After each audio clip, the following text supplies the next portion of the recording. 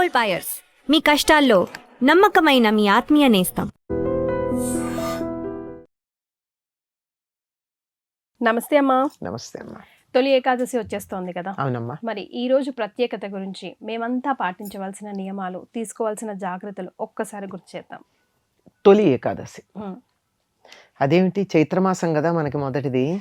దీన్ని తొలి ఏకాదశి అని ఎందుకంటారు? మరి ఇప్పటికిన్నా అయినాయి కదా, అంతే కదా. 3 నెలలు అయిపోయినాయి. చైత్రం, వైశాఖం, జ్యేష్టం. 3 నెలల్లో 3 రెళ్ళు 6 ఏకాదశులు అయినాయి. ఈ ఏకాదశిని తొలి ఏకాదశిని ఎందుకంటామంటే చాతుర్మాస్యంలో మొదటిది. పండగలు మొదలయ్యేది ఇప్పుడే. శ్రీరామనవమి తర్వాత మళ్ళీ మనకు పండగలు ఏమన్నా వచ్చాయా? లేవు కదా. పండగలు మొదలవుతూ ఉన్నాయి. తర్వాత ఇది దక్షిణాయన పుణ్యకాలంతో సంబంధం కలిగి ఉంటుంది. దక్షిణాయన పుణ్యకాలం వచ్చిన తర్వాత వచ్చేటటువంటి ఏకాదశి మొదటిది. ఇక్కడి నుంచి ఈ తొలి ఇది ఎప్పుడు? ఆషాఢ శుద్ధ ఏకాదశి. ఈ రోజున కాలస్వరూపుడైనటువంటి పరమాత్మ శ్రీమన్నారాయణుడు యోగ నిద్రలో ప్రవేశిస్తాడు. అదేంటమ్మా, పండుగలు స్టార్ట్ అయ్యే వేళ ఆయన పడుకుంటే మనం అంతా ఎవరిని ధ్యానించాలి? అదే ధ్యానం చెయ్యాలి, కానీ ఆర్భాటాలు చేయకూడదు. ఆయన నిద్రకి వెళ్ళినటువంటి సమయం ఇది. ఆయన నిద్ర ఏ నిద్ర అని చెప్పాను? మనలాగా తమోగుణమయమైన నిద్ర కాదు కదా, యోగ నిద్ర. యోగ నిద్ర ఎందుకు అంటే సంవత్సరంలో 12 నెలలు ఉంటాయి మనకి. 12 నెలల్లో ఒక్కొక్క నెలకి 2 పక్షాలు చొప్పున 24 పక్షాలు ఉంటాయి. రోజులో ఎన్ని గంటలు ఉంటాయి? 24 గంటలు ఉంటాయి. మనకి ఒక సంవత్సరం అయితే దేవతలకు ఒక రోజు అవుతుంది. మనకి 24 గంటలు ఉన్నట్టే వాళ్ళకు కూడా సంవత్సరంలో 24 పక్షాలు, 24 గంటలు. రాత్రి ఎంతసేపు పడుకోవాలి? 8 గంటలు. 8 గంటలు పడుకోవాలి అంటే 8 పక్షాలు అంటే 4 నెలలు. ఈ 4 నెలలు చాతుర్మాస్యంగా పరిగణించడం జరుగుతుంది. సరిపోయిందా లెక్క? ఆ తర్వాత వచ్చేటటువంటి ఉత్థాన ఏకాదశి వస్తుంది కదా, కార్తీక మాసంలో. అప్పుడు ఆయన నిద్ర లేవడం, ఆ కార్యక్రమాలు అవి మొదలవుతాయి. ఆ తర్వాత ఉత్తరాయణం రావడం జరుగుతుంది. కనుక ఈ తొలి ఏకాదశి నాడు యోగ నిద్ర ముద్రితుడవుతాడు గనక యతులు, సన్యాసులు మొదలైనటువంటి వారు ఈ 4 నెలలు ఎక్కడికి కదలకుండా ఒక చోట ఉంటారు. చాతుర్మాస్య దీక్ష అంటారు. అంటే 4 నెలల పాటు తీసుకునేటటువంటి దీక్ష. మామూలుగా అయినట్టయితే వాళ్ళు ఎక్కువ కాలం ఒక చోట ఉండకూడదు కదా. యతులు సంచారం చేస్తూనే ఉండాలి. ఈ 4 నెలలు, ఈ 4 నెలలు అంటే వానలు పడి బాగా నదులు మొదలైన ఉధృతంగా ఉండి వాటి వల్ల వచ్చేటటువంటి వరదలు మొదలైనవన్నీ వస్తాయి కదా, ఇవన్నీ పోయేదాకా ఒక చోట ఉండాలి. తర్వాత ఆషాఢమాస ప్రారంభంలో ఇంకా గ్రీష్మ ఋతువే ఉంది కదా.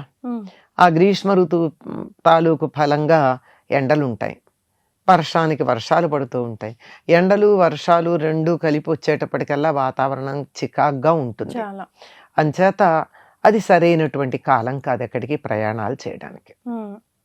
కానీ ఏ ఏకాదశికి సంవత్సరంలో చేసినా చేయకపోయినా కంపల్సరీ ఈ ఏకాదశికి మాత్రం లంకనం కానివ్వండి, ఉపవాస దీక్ష మాత్రం ఖచ్చితంగా చేస్తారు, తప్పనిసరిగా చేస్తారమ్మా. ఎందుకంటే దక్షిణాయనం కూడా వచ్చేస్తుంది అప్పటికి. కనుక ఇది ఆయన యోగ నిద్రలోకి వెడుతున్నాడు అనేటప్పటికీ అందరం కూడా ఆయనకి నిద్ర పోవడానికి తగిన వాతావరణం కల్పించేటటువంటి పరిస్థితి అన్నమాట. అందుకని ఉపవాస దీక్ష చేస్తారు. ఈ నెలంతా కూడా ఈ చాతుర్మాస్యాల్లో కూడా 4 నెలలు 4 రకాల ఆహారాలు వర్జనం చేస్తారు. మా గృహస్థులకు కొన్ని నియమాలు ఉన్నాయి, యతులకు కొన్ని నియమాలు ఉన్నాయి ఈ చాతుర్మాస్యంలో. కానీ ఇది మొదటి రోజు కనుక ఈ రోజున తప్పనిసరిగా ఉపవాస దీక్ష చేస్తారు. ఉపవాసం అంటే అర్థం ఏంటంటే ఏం తినకుండా ఉన్నంత మాత్రాన అది ఉపవాసం అవ్వదు. ఆ రోజు ఉండాలి అంటే భగవంతుని దగ్గరగా ఉండాలి, భగవంతుని ధ్యానం చేయాలి. ఆయన నిద్రలోకి వెళ్ళబోయే ముందు మనం ఆయన్ని ధ్యానం చేస్తూ ఆయన దగ్గర ఉంటే ఆ 4 నెలలు ఆయన మనసులో ఉంటాం కదా మనం. ఆయన లాలిపుచ్చినట్టు. లాలి వచ్చడం అంటే అదే, నిద్రపోబోయే ముందు ఏం ఆలోచిస్తే అదే ఉంటుంది. మరి ఆయన మన గురించి ఆలోచించేటట్టుగా ఆ రోజంతా ఆయన్నే ధ్యానం చేస్తుంటే ఆయన మనసులో ఉంటాం. అందుకని ఈ రోజు తప్పనిసరిగా ఉపవాసం చేయమని చెప్తారు. సాధారణంగా ఏకాదశి ఉపవాసం చేసేటప్పుడు ఎవరైనా ఆరోగ్య పరిస్థితుల వల్ల కానీ మరొక కారణంగా కానీ పూర్తిగా ఉపవాసం చేయలేని పరిస్థితుల్లో ఉంటారనుకో, అప్పుడు ఏం చేయొచ్చు, తేలిగ్గా పాలు తీసుకోవచ్చు, పళ్ళు తీసుకోవచ్చు. ఒకటి మాత్రం తప్పనిసరి ఏమిటంటే ఉప్పు తినకూడదు. ఉప్పు, కారం, పులుపు, చింతపండు ఇవేం లేదు. ఏదన్నా కొంచెం వండిన పదార్థం తినకూడదమ్మా బేసికల్గా. వండిన పదార్థం కానీ, ఇప్పుడు ఆ మాట అంటే పాలు కూడా కాచారు కదా అని నా మనవడు ఒకసారి అడిగాడు నన్ను. అంతే కదా, అంతేగా. అట్లా కాకుండా ఆహారంలో పాకము అంటే పాలు కాచటం పాకం కింద లెక్క రాదు. అంటే దాంట్లో ఏదైనా ఇతర పదార్థాలు వేసి చేస్తాం. అయితే మనం కూర చేస్తే ఉప్పు వేయకుండా చేయలేం కదా, ఏం వేసినా వేయకపోయినా. ఎక్కువ కాకపోయినా ఇంత వేయందే కూర ఉడకను కూడా ఉడకదు. కనుక అట్లాంటివి ఏం లేకుండా పాలు, పళ్ళు. ఒకవేళ అది కూడా మాకు ఆగలేమో అని ఉంటుంది కొంతమందికి, ఘన పదార్థం కావాలి, పండు కూడా ఘన పదార్థం కాదు వాళ్ళ లెక్కలో. అటువంటి వాళ్ళు ఏం చేయొచ్చు అంటే ఉప్పు లేకుండా ఏదన్నా చేసుకుంటారు. సాధారణంగా ఉత్తర దేశంలో వాళ్ళు అయితే చపాతీలు చేసుకుని అందులో ఉప్పు లేకుండా చపాతీ చేసి దాంట్లో కొద్దిగా బెల్లాన్ని నంచుకొని తింటారు. కానీ మన దక్షిణ దేశంలో వాళ్ళకి చపాతీలు అలవాటు ఉండేది కాదు పూర్వం. అప్పుడు ఏం చేసేవారు, ఉప్పు లేకుండా ఉప్పిడి అని చేసేవారు. అదే తర్వాత ఉప్పుడు పిండి అన్న పేరు వచ్చింది, దాంట్లో ఉప్పు కూడా వేస్తాం. కానీ ఉప్పిడి, ఉప్పు లేనిది. ఉప్పు లేకుండా బియ్యపు రవ్వని నీళ్ళల్లో వేసి, మరుగుతున్న నీళ్ళల్లో వేసి ఉడకబెట్టుకుని అది తింటాం. అలా ఏదైనా లేదు, ఏదన్నా అందులో కొంచెం పాలు పోసుకుని తినడం. తేనె వాటర్ తాగినా ఎక్కువసేపు ఆకలి ఏదనిపిస్తుందమ్మా? ఏదో ఒకటి ఏదైనా సరే తేనె అలాంటివి తీసుకోవచ్చు. కానీ ఈ రోజు ప్రత్యేకంగా ఏం తింటారంటే, ప్రత్యేకమైన ఆహారం ఉంది వాళ్ళ ఉపవాసంలో. ఇదొక్కటే నైవేద్యం పెట్టుకుని తింటారు. ఏమిటంటే పేలపిండి.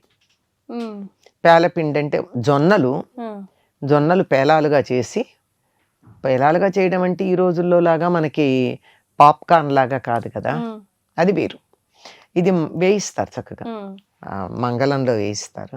కొంచెం పొడి పొడిగా ఉంటాయి కదమ్మా. ఏం లేదు, మొక్కజొన్నలమ్మా, కార్న్, ఎండిపోయిన కార్న్, మొక్కజొన్న. ఆ ఎండిపోయిన కార్న్ తెచ్చి వేయిస్తే అవి కూడా ఇలా విచ్చుకుంటాయి. కాకపోతే మీరు పాప్కార్న్ మిషన్ లో వేసినట్టు ఇంతంత రావు, కొంచెం చిన్నగా వస్తాయి, బానే వస్తాయి. కానీ అది వేయించే తీరు బట్టి చేత అయినటువంటి వాళ్ళు, ఇంకా కొంతమంది బాగా జాగ్రత్తగా చేయాలని చెప్పి ఇసుక అడుగున వేసి పైన వేయిస్తారు. కానీ ఇసుక వేసినప్పుడు కొద్దిగా అలా పువ్వులాగా విచ్చుకున్న దాంట్లో ఇసుక గుచ్చుకునే ప్రమాదం ఉంటుంది. అందుకని జాగ్రత్తగానే ఉండాలి. వేయించి దాన్ని దంచుతారు, దంచి బెల్లం వేసుకుని తింటారు. ఈ రోజు తినేది పేలపిండి. అమ్మ, నేను ఒకటి విన్నాను, అంటే ఈ జనరల్గా కొంతమంది ఏం చేస్తారంటే ఆకలి వేసేస్తుంది స్నానం చేస్తే ఇప్పుడే అని చెప్పి సాయంకాలం చుక్క వచ్చిన తర్వాతే మనం స్నానం చేసి అప్పుడు కానీ ఏదైనా తిందాంలే అని ప్లాన్ చేసుకుంటూ ఉంటారు. కానీ వన్స్ మనం స్నానం ఆచరించాము అని అంటే ఆ రోజు సాయంకాలం ఉపవాస దీక్ష విరమించినట్టే అంట కదా, అవునా? అట్లా ఏం లేదమ్మా, కానీ పొద్దున్నుంచే చేయకపోవడం తప్పు. అచ్చా, స్నానం చేస్తూ ఉపవాస దీక్ష విరమించినట్టేం కాదు. ఇప్పుడు పొద్దునే స్నానం చేయాలి. నిజానికి ఉపవాసం అంటే ఆ రోజు మొత్తం దైవధ్యానంలో ఉండాలి అంటే స్నానం చేసి కదా చేస్తాం, చెయ్యాలి. కానీ ఈ లోపల ఏదన్నా కార్యక్రమాలు ఉన్నాయనుకో, కాలకృత్యాలు, అవి చేసినప్పుడు స్నానం చేస్తాం కదా. అంచేత స్నానం చేస్తే ఉపవాస దీక్ష విరమించినట్టని నేను ఎక్కడా శాస్త్రంలో చదవలేదమ్మా. ఓకే, సో అదేం కాదు. కొన్నిటికి ఉన్నాయి కానీ దీనికి కాదు. ఉదాహరణకి రాత్రి 12కో 11:30, 12 ప్రాంతాలు పెళ్లి అవుతుంది అనుకో, ముహూర్తాలు అప్పుడు ఉంటే, అప్పుడు మళ్ళీ తెల్లారుజామున కంటిన్యూ అవుతూ ఉంటాయి కార్యక్రమాలు. అంటే వైదిక పద్ధతిలో చేసుకునే వాళ్ళకి సంప్రదాయంగా కంటిన్యూ అవుతూ ఉన్నాయి. 12 దాటిపోయింది లేకపోతే 2 అయిపోయింది కనుక మేము మొహం కొడుకుని స్నానం చేసి వస్తామని వాటికి వెళ్ళరు. అట్లాంటివి కొన్ని యజ్ఞ దీక్షలు వాటికి ఉంటాయి తప్ప వీటికి అట్లాంటిది స్నానం చేస్తే అయిందని కాదు. అసలు పొద్దున్న నుంచి స్నానం చేయకపోవడం చాలా తప్పు. ఏకాదశి నాడు తప్పకుండా చేయాలి కదా. అయితే అమ్మ సైంటిఫిక్ రీజన్స్ కూడా ఉన్నాయి ఏకాదశి రోజు మనం ఉపవాస దీక్ష ఎందుకు చేస్తాము అన్న దానికి కదా. మరి ఈ రోజు అస్సలు తీసుకోకూడదు, అస్సలు చేయకూడదు అన్న పనులు. తలంటి పోసుకోకూడదు ఏకాదశి రోజు అభ్యంగన స్నానం, మామూలు స్నానం కూడా చేయకూడదు. తల స్నానం చెయ్యాలి, అభ్యంగన స్నానం చేయకూడదు. ఓకే. తలంటి స్నానానికి తల స్నానానికి తేడా ఉందని మనం చాలాసార్లు చెప్పుకున్నాం. తలంటి పోసుకోకూడదు, నూనె రాచుకోవడం అది చేయకూడదు. అదే అండి ఏకాదశి నాడు తలంటి ఇట్టి పరిస్థితిలో పోసుకోరమ్మా ఇళ్లల్లో. తర్వాత మగవాళ్ళు క్షవరం చేయించుకోవడం అవి చేయరు, అది చేయరు. తర్వాత ఆ రోజు ఇంకా వీలైనంత వరకు ఏమాత్రం ఆరోగ్యం ఉన్న వాళ్ళైనా ఏమీ తినకుండా ఉండడం మంచిది. లేదంటే పళ్ళో పాలో తీసుకోవచ్చు, అంతే. అంతే. ఇంకా మామూలుగా మనకి ఏ ఉపవాస దీక్ష చేసినా, ఏ దైవధ్యానం చేసినా, పూర్తిగా దైవానికి అంకితమైనటువంటి పనులు చేసినా ఆ రోజుల్లో పాటించాల్సినవి ఏంటంటే ముందు రోజు బ్రహ్మచర్యం పాటించాలి. ఆ రోజు సూర్యోదయానికన్నా ముందే స్నానాధికాలన్నీ పూర్తి చేసుకుని నిత్య నైమిత్తిక క్రియలు అంటారే, నిత్యం చేసే పూజలు అవి ఉంటాయి కదా. సంధ్యావందనం ఉండే వాళ్ళకి సంధ్యావందనం ఉంటుంది, లేనటువంటి వాళ్ళు మామూలు పూజ ఉంటుంది. ఇవన్నీ మామూలుగా చేసుకునేవన్నీ చేసుకున్నాక ఇవన్నీ అనుసరించాలి. అంతే. వీలైనంత వరకు ఎవరిని తిట్టకుండా ఉండడం, దెబ్బలాడకుండా ఉండడం, అబద్ధం ఆడకుండా ఉండడం, ఇవన్నీ కూడా మనకి వ్రతాల్లో పాటించాల్సిన నియమాలు. కానీ అవి మాత్రం మర్చిపోతాం మనం, అంతే. సరే మా ధన్యవాదాలు. And for more videos, Please subscribe to iDream. Please subscribe to iDream. Please subscribe iDream. And please subscribe to iDream. For more videos, subscribe to iDream. please like, share and subscribe to the channel. Congratulations, iDream. Subscribe to iDream. Subscribe to iDream. So subscribe to iDream Media. iDream ki iDream team andarki huge congratulations. Please subscribe iDream Media. Please subscribe to iDream. Subscribe iDream. Please subscribe to iDream.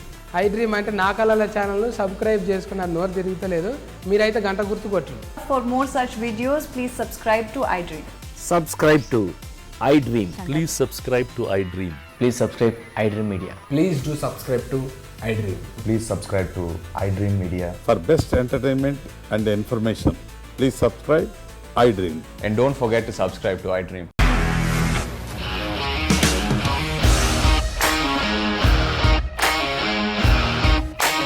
ఇండస్ట్రీలో commitment issues వస్తే నీకు కూడా వచ్చినట్టు morning తీసుకెళ్ళాలంటే కొట్టి పడేసాడు.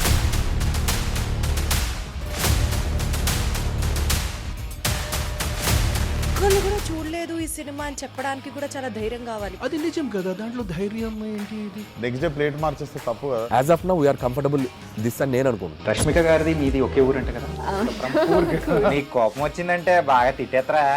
తిట్టేద్దామండి. నిజంగా game ని ఎలా change చేయగలిగారు? ఏపీఎస్ఎఫ్సి వాళ్ళకి 6 నెలల్లో నేను 6 లక్షలు కట్టా. బిజినెస్ చేయాలనుకుంటే it is as difficult as riding a tiger.